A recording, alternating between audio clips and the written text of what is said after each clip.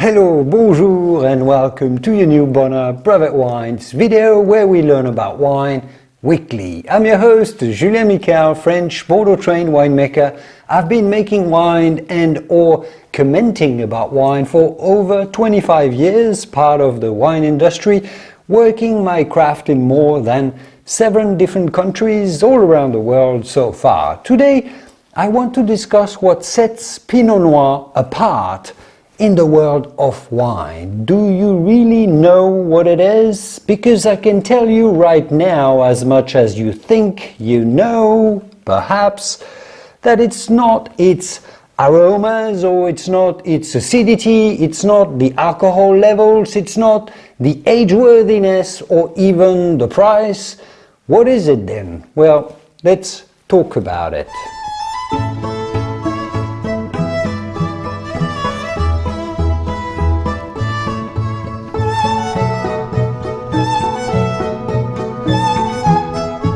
When you think about Pinot Noir, you probably think to yourself, sure, I know what it's all about and how it's different from most other reds like Cabernet Sauvignon or Merlot or Syrah, Malbec, Nebbiolo, etc. It's just a nice, light and fruity red wine.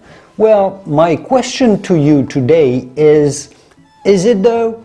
When you think about every component or characteristics of a wine, and you can watch this video right here to learn more about a wine's composition in detail, Pinot is not all that different from any other wine except for one main characteristic. So let's have a look in detail at it. Acidity. You may think Pinot is more acidic than most wines. Well, actually, it's not really. Sure, a Pinot grown in a pretty cold area is going to be more acidic than a Merlot in a hot climate. But Merlot grown in a cool climate, like in Patagonia in South America, or a cool vintage in Bordeaux, is going to be more acidic than a Pinot grown in a warm area like California. Pinot is often grown in cooler areas. Yes, that's true, resulting in a little more acidity, but it's not a defining intrinsic characteristic of Pinot Noir. Same goes with alcohol level. Under cooler conditions, you get less alcohol, sure, but many Pinot Noirs reach 14 or 15% alcohol in places like, again, California or certain parts of Australia, for example. Let's have a look at complexity and aromas. Is Pinot Noir less complex than any other wines? Well, it certainly isn't. If you consider most of the most expensive red wines on earth are Pinot Noir, especially from top Burgundy vineyards, just to name a few. There and elsewhere, Pinot reaches incredible levels of complexity and aromatic concentration. Pinot is not less aromatic either. It's not lighter in flavors than other wines, as a carefully grown Pinot will be just as potent aromatically, that's important, as a good Cabernet, for example.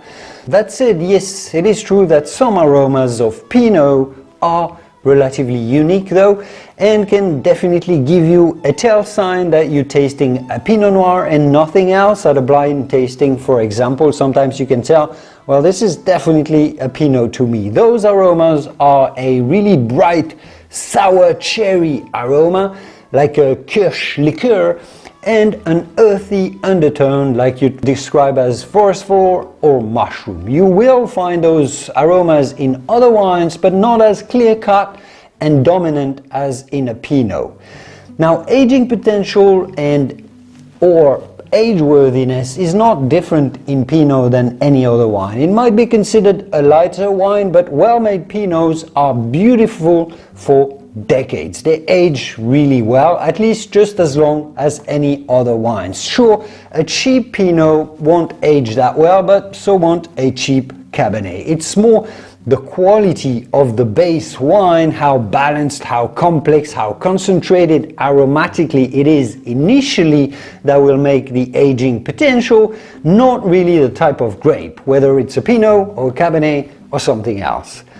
So what is it then? Well, you've probably guessed it by now. What truly sets Pinot Noir apart in the world of wine is its gentler or lower concentration in tannins, those polyphenols that make a wine look darker and make it taste fuller and more astringent in your mouth, more biting on your palate. Pinot Noir is not necessarily lighter in body. A good Pinot can be as oily and round as any other wine, but it will have a lot less tannins. This is why, for example, winemakers will often use whole bunch fermentation with Pinot, and they don't do that with many other grapes, using not only the grape berries, which is what you usually do for fermentation, you destem the bunches before fermenting them, while if you want some more biting element in a Pinot Noir, you leave some stems to ferment in the tanks, and that adds the extra tannins, the bite.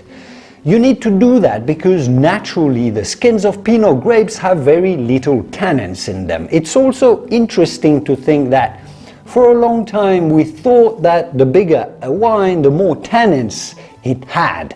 The more polyphenols and antioxidants it had, the better it was and the more aging potential it would have. That was part of why bigger wines got higher scores for a long time during the Robert Parker rating era. More about this here. Well, now we absolutely know, everyone has realized, we've known that for a long time, but it didn't really translate into scores and ratings and appreciations. We know that lighter reds, some more like Pinot Noirs, can also age beautifully for decades. Think Grand Crus from Burgundy, those can age for 10, 20, 30 years or more, and that's why they are so much sought after. So tannins is what sets Pinot Noir apart as the main distinctive characteristic from any other grapes. No other wine has so little tannins while still being concentrated aromatically, age-worthy, balanced, complex, and everything else that you expect from a world-class wine. And to fuel your reflection on this very point, I'll leave you with 3 important things that this does for Pinot Noir. First, number 1, Pinot Noir's less prominent tannins leaves more room to appreciate its subtle aromas. Because it is lighter, you can notice the subtler nuances like the floral aromas, the lighter fruity flavors, and also notice more the earthy undertones that are generally lost in bigger wines. In Pinot, because it's so subtle, you can smell them better. Number 2, because you can notice those subtler notes, Pinot Noir is more sensitive to terroir and the local climatic or soil variations. This is why Pinot is so fascinating to explore all around the world, because each vineyard can make a very distinct wine from the next plot. Finally, number 3, food pairings. Well, Pinot Noir's lower tannin profile makes it exceptionally versatile for food pairings. It complements a wide range of dishes, from the delicate salmon or fish, roasted poultry, to earthy, mushroom-based or meaty preparations.